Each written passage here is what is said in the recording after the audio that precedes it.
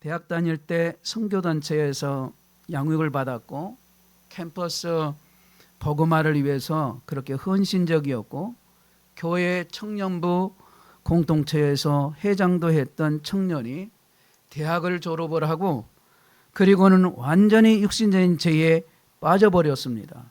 그리고는 이 청년이 하는 말이 이제는 더 이상 죄책감도 느껴지지 않을 정도로 눈물도 안 나온다는 거예요. 완전히 심령이 황폐되어 버린 겁니다. 그리고는 자기는 당연히 지옥 갈 수밖에 없다라는 말을 합니다. 도무지 자기는 천국에 간다는 그 믿음조차 그 자체가 완전히 사라지는 그러한 마음, 그런 마음을 가지고 있고 그리스도인이라 하면 자신이 아니라 하나님께서 칭해 주셔야만 하는 것인데 저는 그리스도인이 아닙니다. 그러면서 그가 마지막에 목사님 제게 다시 소망이 생길 수 있을까요? 묻습니다. 가능성이 있는 걸까요? 침몰하는 배와 같은 저의 상황이 하나님의 자녀로서의 확신도 잊어버려요. 기도도 하고 싶어도 울부짖어서 그렇게 울부짖고 싶어도 기도하고 싶어도 할 수가 없는, 다시 기도할 때 주님께 나갈 수 있을까요? 라고 이 청년의 하는 말입니다. 아마 오늘 이 자리에 이 정도까지 심각하지는 않지만은 여러분 마음에 하나님이 나를 사랑하실까? 나 같은 죄인을 사랑하실까? 여러분, 자신의 삶이 무너진 것 때문에 그 확신이 잃어버린 분들 마음에 나도 하나님이 사랑하실까? 하나님의 말씀이 더 귀하고 저와 여러분의 귀를 기울여 하고 하나님의 말씀을 들어야 되는 겁니다. 아이들은 어른이든 누구에게든지 저를 포함한 우리 모두는 하나님의 말씀을 들어야 살아요. 먼저 여러분이 이러한 상태에 빠질는지도 모르겠다는 생각이에요. 로마서 8장 35절에 오늘 말씀에 누가 우리를 그리스도의 사랑에서 끊으리요? 이 말씀은 엄청난 말씀입니다. 우리가 어떤 처지에 있든 어떤 상황에 있든 어떤 죄를 지었든 누가 우리를 그리스도의 사랑에서 끊으리요? 35절에서 38절에 말씀에 보면 환난이나 공고나 박해나 기근이나 적신이나 위험이나 칼이랴. 38절에 계속 내려가 보면 내가 확신하노니 사망이나 생명이나 천사들이나 권세달이나 현재 일어나 장래 일어나 능력이나 높임이나 깊음이나 다른 어떤 피조물이라도 우리를 우리 주 예수 그리스도 안에 있는 하나님의 사랑에서 끊을 수 없다 하는 말씀을 하십니다. 하나님의 사랑에 끊을 수 없다, 이 말씀에 주목하셔야 돼요. 이 말씀은 정말 놀라운 말씀이에요. 아마 여러분들의 평생 이 성경 구절을 정말 마음에 두고 읽고 또 읽어야 할 말씀이란 말입니다. 그런데 문제는 믿어지지 않는, 말씀은 너무 귀하고 은혜가 되는데 나에게 주신 말씀, 내 말씀이라고 딱 붙들지 않는 그 점에서는 문제가 된다라는 거예요. 나는 욕심도 많고, 나는 내 속에 죄가 많고, 나는 너무 음란하고, 나는 기도도 못했고, 나는 성경도 안 읽고, 나는 하나님 앞에서 약속도 지키지 못했고, 나는 거짓말도 많이 했고, 이루 말할 수 없이 마음속에 있는 그러한 모습을 보면서 하나님이 나를 사랑하시지 않을 거야. 그런 이유가 우리에게 수없이 많습니다. 여러분이 진짜 아셔야 됩니다. 우리 모두가 진짜 아셔야 돼요. 하나님이 우리를 사랑하시는 이유는 우리가 사랑스럽기 때문이 아니라는 거, 내가 사랑스럽기 때문에 하나님이 나를 사랑하는 것이 아니라는 거, 여러분 이 부분은 대단히 중요한 부분입니다. 누가복음 5장 12절로 15절에 보면 나한 자들이 예수님이 지나가실 때 주님께 이렇게 외칩니다. 주여 원하시면 나를 깨끗하게 하실 수 있나이다. 이 나병 나한 자들은 스스로가 사람들과 접촉할 수가 없어요. 멀리 떨어져 있어야 되고, 쉽게 말하면 이 병은 저주받은 병이라 해서 무섭게 느끼는 거죠. 그때 예수님께서 손을 딱 내밀어요. 성경에 보면 손을 딱 내밀어요. 내밀어 그에게 다시 대시면서 말씀을 하신 거예요. 나한 자에게 손을 대시면서 그냥 머리 떨어져서 말씀하신 것도 아니고, 나한 자에게 직접 손을 딱 대시면서 내가 원하노니 깨끗함을 받으라. 그래서 나병이 즉시 떠나니라. 나병이 고침받았다는 사실을 성경이 기록하고 있습니다. 여러분, 우리에게는 여기서 말하는 나병 환자는 그런 나병 환자도 있고 건강한 사람도 있다는 걸 말하는 게 아니란 말이에요. 우리 모두가 나병 환자라는 걸 말해주고 있는 겁니다. 저를 포함한 우리 모두가. 성경이 주는 메시지예요. 다른 사람이 손댈 수 없는 병, 누구에게나 자기에게 있는 모든 것을 다 드러낼 수 없는 병이 다 있단 말이죠. 그런 드러낼 수 없는 죄도 있다라는 겁니다. 가까운 사람에게도, 부모님에게도, 아내에게나 혹은 남편에게도, 자녀들에게도, 가장 좋아하는 친구에게도 도무지 열어 보일 수 없는 죄를 가지고 있을 수도 있다라는 것입니다. 스스로 다 알게 되죠. 그래서 그렇게 회개도 하고, 그렇지만 또 죄를 짓는 나중에는 회개도 안 나오는 그런 죄도 있다란 말이죠. 아무리 회개하고 싶어도 회개가 안 되는 거예요. 눈물을 흘리고 싶어도 눈물이 안 나는 거예요. 그리고 마음은 메말라 있는 것입니다. 그것을 교회에, 예배당에 습관적으로 나와서 습관적으로 그냥 가요. 하나님 말씀이 내게 들려지질 않아요. 메마른 심령 위에 회개의 영이 역사해도 그것을 받지를 않습니다. 내가 거부해버리는 거죠. 내 마음의 거부를 해버리는 거죠.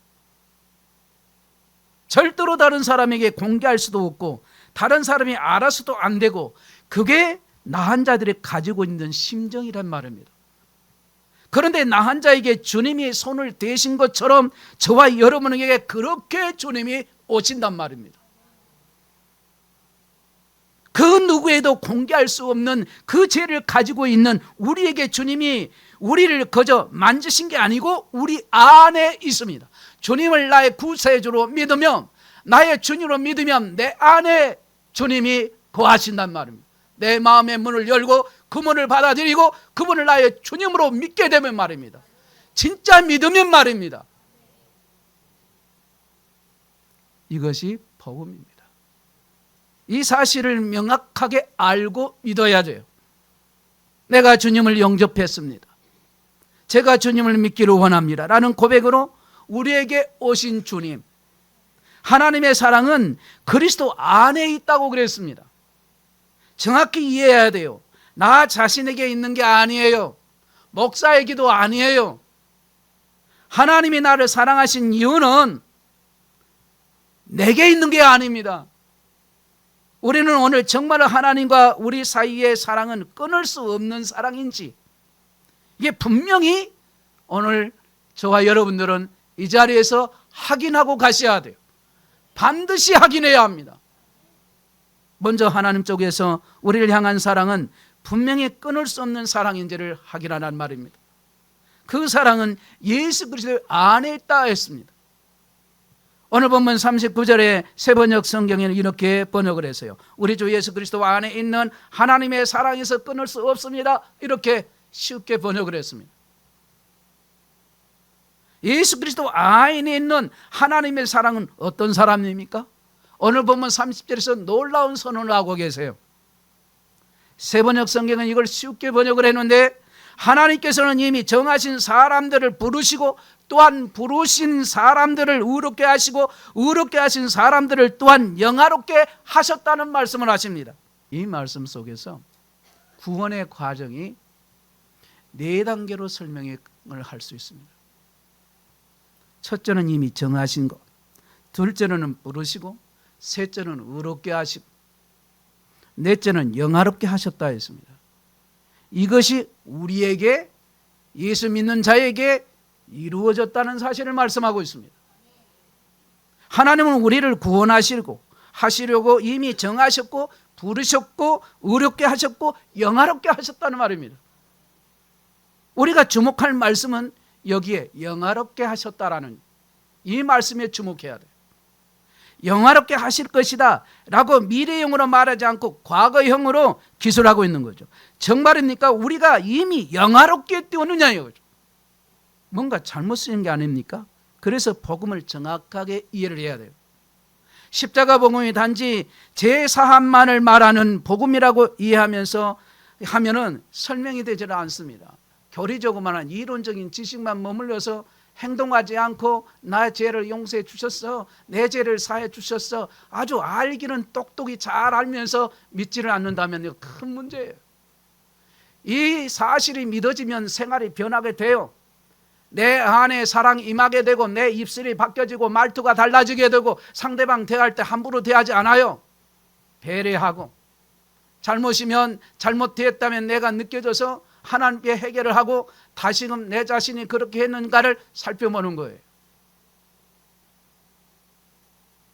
그래서 이 십자가 복음이 나는 죽고 예수로 사는 이 복음을 깨달으면 충분히 이해가 가능해요. 갈라디아서 2장 20절에 분명히 말씀하시기를 내가 그리스도와 함께 십자가에 못 박혔나니 이제는 내가 사는 것이 아니요 내 안에 그리스도께서 사신 것이라, 이 말씀이에요.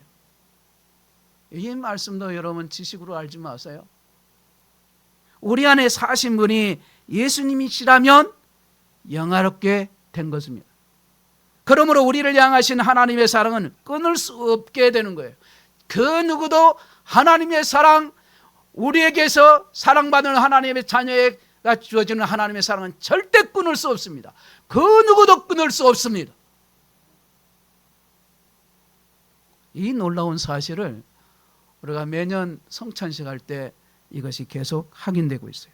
주님이 영으로 우리 안에 오심으로 우리와 한 몸 되신 것, 우리는 죄질 때마다 이 확신이 흔들립니다. 그러나 성경은 놀라운 선언을 하십니다. 로마서 5장 8절에 말씀하기를 우리가 아직 죄인 되었을 때에 그리스도께서 우리를 위하여 죽으심으로 하나님께서 우리에 대한 자기 사랑을 확증하셨느니라 말씀하십니다. 주님이 우리를 위하여 죽으실 때는 우리가 죄인 되었을 때라고 말씀해요. 이 부분을 잘 이해하고 잘 들으셔야 돼요. 요한복음 13장 1절에 말씀하기를 세상에 있는 자기 사람들을 사랑하시되, 따라합시다, 끝까지 사랑하신다. 하나님이 사랑하신데 끝까지 사랑하신다는. 그러니까 하나님의 사랑은 변하지 않아요. 변치 않습니다.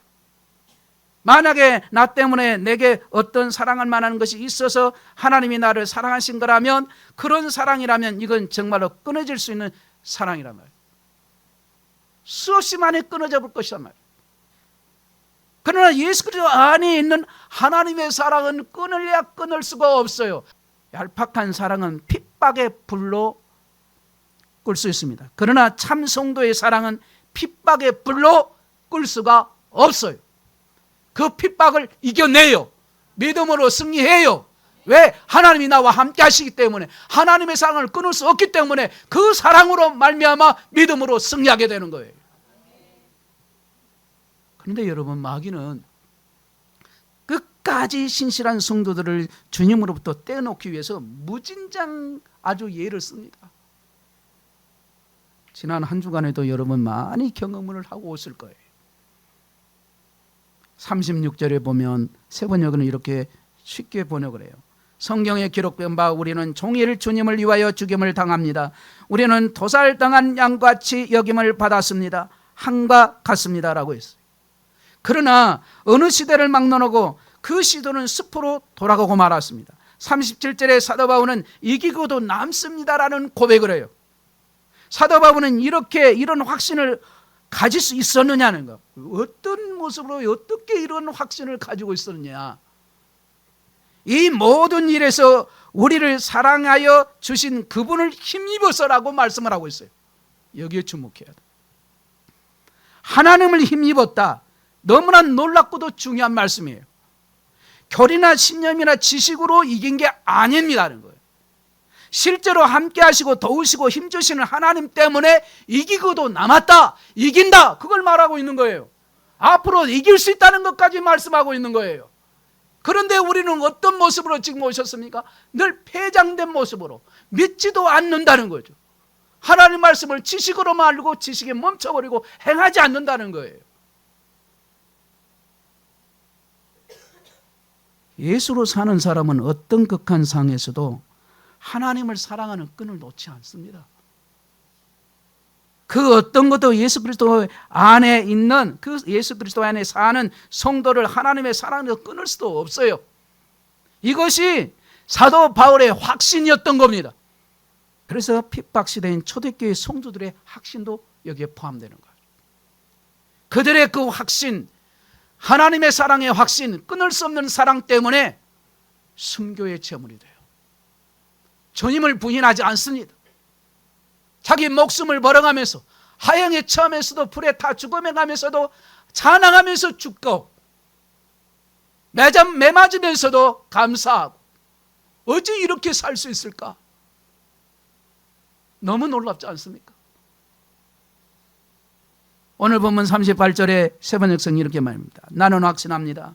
죽음도 삶도 천사들도 권세자들도 현재의 일도 장래의 일도 능력도, 39절 높임도 깊음도 그 밖에 어떤 피조물도 우리를 우리 주 예수 그리스도 안에 있는 하나님의 사랑에서 끊을 수 없습니다. 이렇게 세번역 성경에는 바로 번역을 해놨어요. 그러므로 여러분, 형편이 어렵고 살기가 너무 힘들어서 하나님의 사랑을 믿을 수 없다는 말에 여러분 속지 말라는 것입니다. 우리 안에 임하신 주님을 알고 그 주님을 사랑하면 고생이 문제가 되지 않습니다.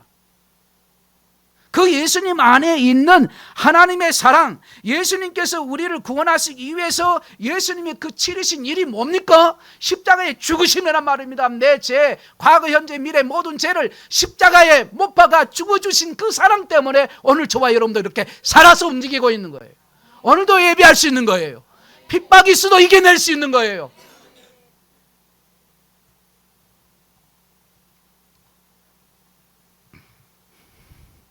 예수님께서 우리를 구원하시기 위해서 예수님이 치르신 일을 기억하라. 십자가에서 우리를 위해서 대신 모든 죄를 뒤집어 쓰시고 죽으셨습니다. 제가 수없이 많은 사람에게 이 사실을 가르치고 말을 했습니다. 믿는 자도 많지만 안 믿는 자가 꼭 그 중에 있어요. 예수님이 십자가에 죽으셨다, 나와 무슨 상관이냐? 상관이 있다. 2000년 전에 십자가에 못 박아 죽으신 건, 너 죄도 2000년 전에는 주님께서 못 박아 죽으셨다. 너를 위해서, 나를 위해서 죽으신 분은 예수다. 이 사실을 믿어야 한다. 믿어야 구원이 있다. 아무리 외쳐도 믿지를 않는 사람이 꼭 있어요. 하나님은 나를 사랑하시는데 내가 그걸 믿지는 못한 겁니다. 혹시 누군가를 사랑했는데 그 사람이 그걸 믿지 못할 때 얼마나 답답하겠습니까? 부모가 자식을 사랑하는데 자식은 그걸 믿지 못할 때, 내가 어떤 사람을 사랑하는데 그 사람이 그걸 믿지 못할 때, 그 답답함이라는 것을 말로 표현할 수가 없지 않겠냐 이 말이죠. 하나님이 가지신 그 답답함이 그렇습니다. 우리를 그렇게 사랑하시는데 내가 그걸 믿지 못하는 거, 하나님의 사랑에 대한 확신이 없으니까 우리의 삶이 다 무너져 버리는 거예요. 하나님의 사랑에 대한 확신은 너무나도 중요합니다. 우리가 하나님의 사랑에 대한 확신이 없기 때문에 우리의 삶에 모든 문제가 생기기 시작하는 겁니다. 여러분, 하나님의 사랑을 막연하게 믿을 때 여러분 절대 아닙니다. 하나님이 여러분을 사랑한다고 그냥 믿으세요, 이렇게 말씀드린 게 아니란 말. 하나님의 사랑을 믿지 않는 게 더 어려울 정도로 우리에게는 너무나 분명한 사랑의 증거들이 많단 말입니다. 그 첫 번째가 하나님 말씀입니다. 따라합시다. 하나님 말씀. 하나님 말씀하신 것 때문에 우리는 확신을 가질 수 있습니다. 로마서 5장 8절에 우리가 아직 죄인 됐을 때 그렇게서도 우리를 위하여 죽으심으로 하나님께서 우리에 대한 자기의 사랑을 확증하셨느니라. 우리가 아직 죄인 되었을 때, 우리가 예수를 믿고 이제 교회 다니기 시작하니까 아니에요. 아직도 예수님 모르고 죄 무서운 것도 모르고 그냥 죄에 완전히 쫙 되어서 그렇게 죄 짓고 살던 그때 이미 주님은 나를 사랑하셔서 십자가에 죽으셨다는 말을 하는 거죠. 그래서 아직 죄인 되었을 때 그렇게 말씀하신 겁니다. 내가 믿지도 않고 지금 교회 당에 나왔어요. 의심하고. 근데 의심한 나를 하나님이 2000년 전에 나를 그때도 십자가에 못 박아 죽으시면서 나를 그때도부터 사랑하셨다라는 거예요.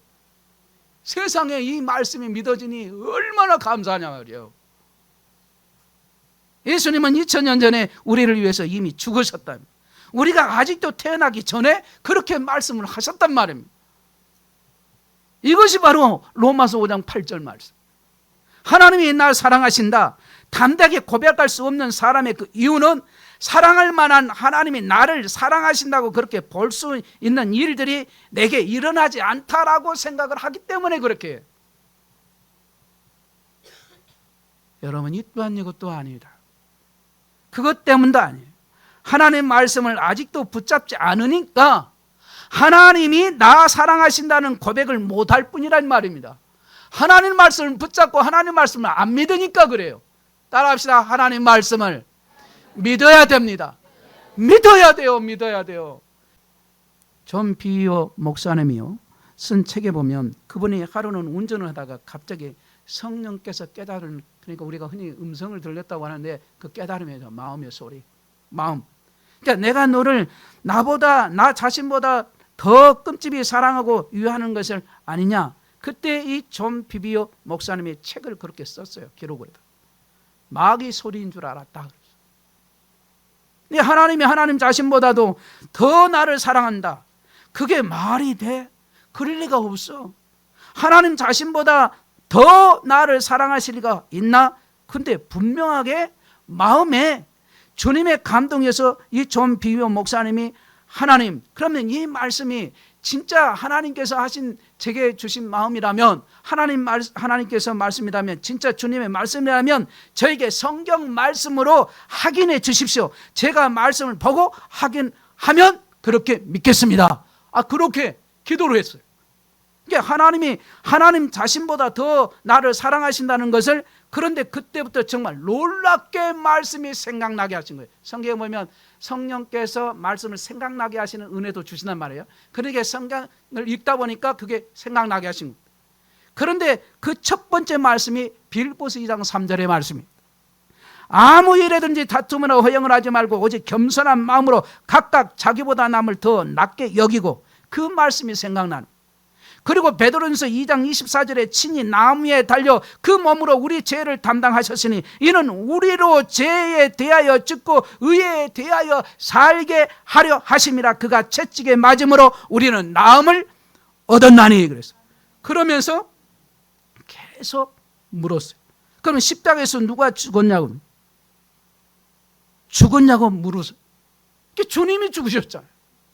주님이 죽으셨어요. 그러면서 자기도 모르게 그냥 울음이 튀어 나오는 거예요. 이 목사는. 하나님이 나보다, 즉 하나님이 자신보다 나를 더 사랑하는 게 말씀을 통해서 갑자기 믿어지더라는 거예요. 나 위해서 예수님이 십자가에 죽으셨고, 그리고 나는 구원을 하셨어. 그럼 누구를 더 사랑하는 거냐?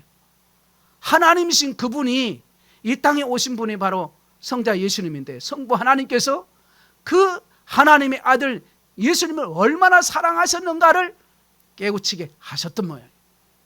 그게 도무지 이해할 수 없는 일이 갑자기 마음에 확 가슴에 밀려 들어오는데, 하나님이 하나님 자신보다 나를 더 사랑하신구나. 여러분, 예수님이 십자가에 못 박으신 사건은 여러분과 저를 사랑하기 때문에, 사랑하셨기 때문에 죽어주신 거란 말이에요. 그 하나님의 사랑을 친히 확증시켜 주신 분이 주님이시다, 예수님이시단 말이에요. 이 말씀이 믿어지더라는 거예요. 그리고 그 다음에 주신 말씀이 로마서 12장 10절 말씀, 형제를 사랑하여 서로 우애하고 존경하기를 서로 먼저 하며, 그러니까 다른 사람을 먼저 형제 사랑하라. 그런데 오늘 우리가 읽은 말씀인 로마서 8장 29절에 분명히 말씀이 들리더라는 거예요.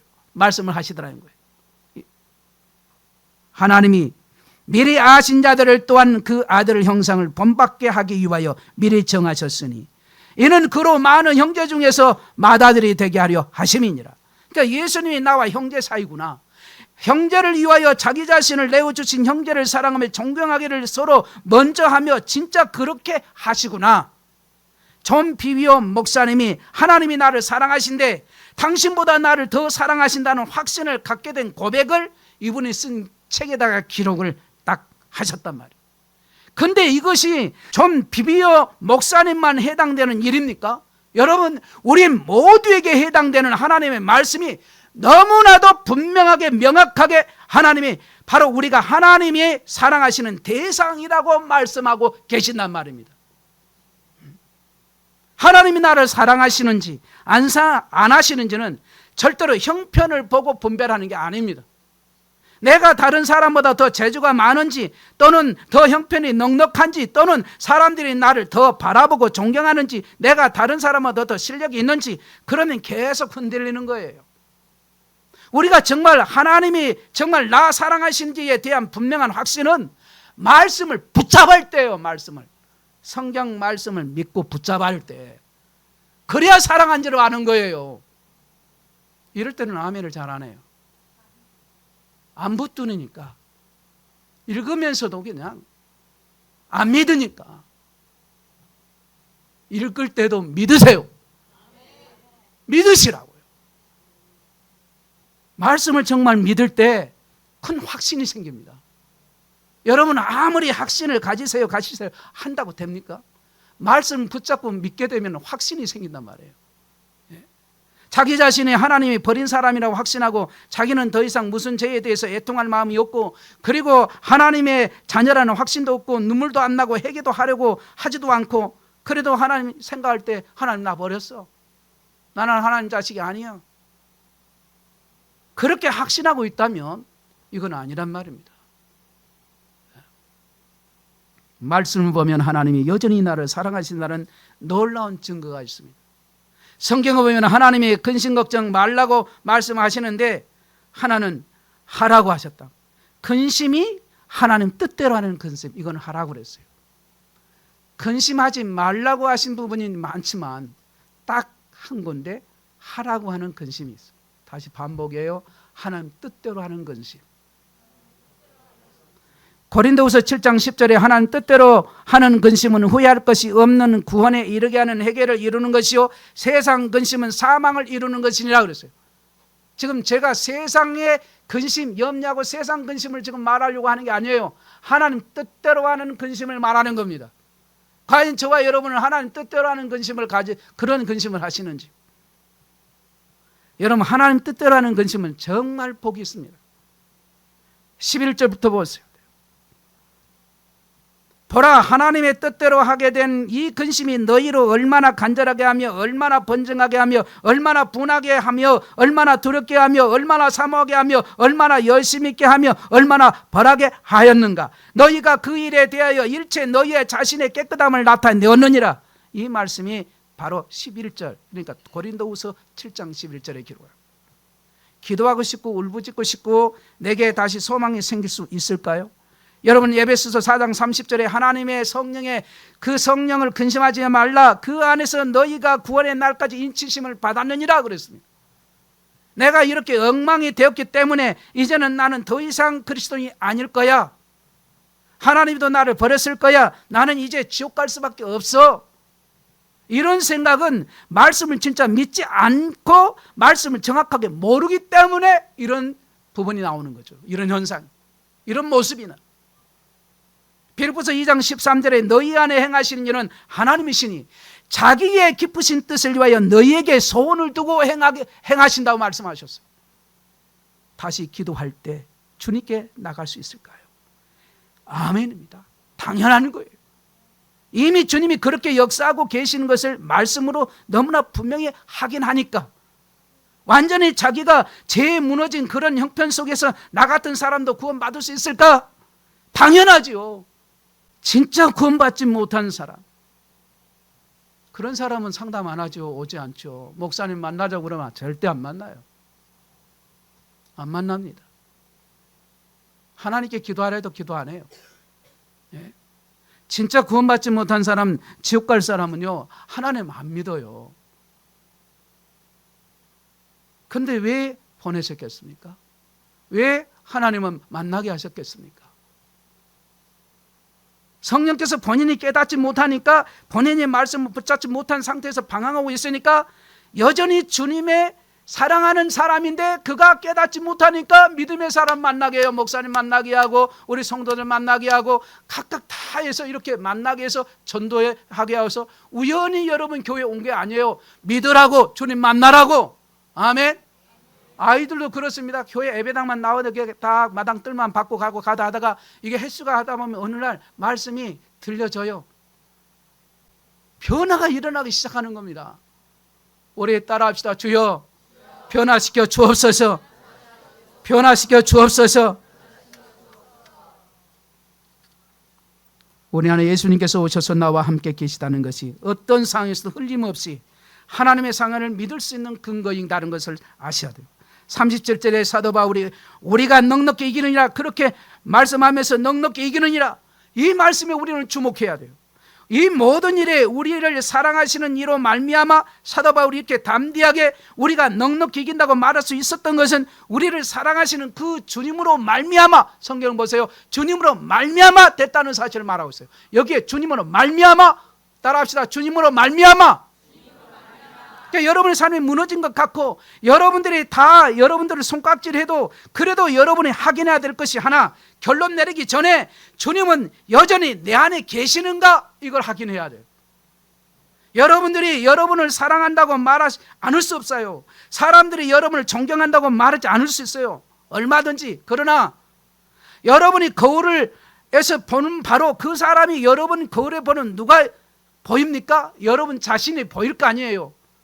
분명히 보여요. 그 사람을 여러분이 정말 사랑해야 된다. 나를 내가 사랑해야 돼. 왜 그렇습니까? 하나님이 그를 사랑하시니까. 하나님이 사랑하는 사람을 나도 사랑을 해야 하는 거예요. 하나님이 여러분을 사랑하니 여러분이 다른 사람도 사랑할 수 있기를 주의 이름으로 축복합니다. 하나님의 사랑에 대한 확신이 왜 중요하냐? 하나님에 대한 사랑의 확신이 분명해지면, 그러면 하나님 말씀대로 살아갈 힘을 하나님 주시기 때문에 그래요. 하나님을 사랑하면 놀라운 인생을 살게 된단 말입니다. 그 인종차별이 극심했던 시절, 조지라고 하는 한 흑인 소년이 숙소에 있는 곡식 창고 다락방에서 하나님께서 마음 가운데 찾아오시는 것을 체험을 했습니다. 그 후에 조지라는 사람은 늘 마음에 하나님 모시고 살았습니다. 하나님을 사랑하게 되니 하나님의 창조한 세계에 대해서 너무나 알고 싶었던 것이 많았습니다. 그래서 오랫동안 숲을 돌아다니면서 온갖 종류의 식물과 곤충을 채집해서 연구를 했어요. 그는 당시 인종차별과 사회적 장벽을 깨고 조지는 바로 이 노예 출신 흑인들에게 주어지지 않는 고등교육을 받게 돼요. 고등교육을. 대학에서 47년간 교수로 일을 했습니다. 그가 바로 유명한 농학자요 발명가인 조지 웨싱턴 카버라는 분이에요. 그런 창조주 하나님 왜 땅콩을 만드셨나요? 하는 단순한 기도에 대한 응답으로 무려 300가지가 넘는 제품을 만들어냈습니다. 하나님을 깊이 사랑하면 삶이 이렇게 놀랍게 변화가 일어난다는 것을 보여주는 하나의 사건인 것. 이거 실제 사건입니다. 하나님 사랑에 되면 삶을 변화시키려고 예를 쓰는 게 아니라 삶이 변화되어지는 복이 그 사람에게 임하는 겁니다.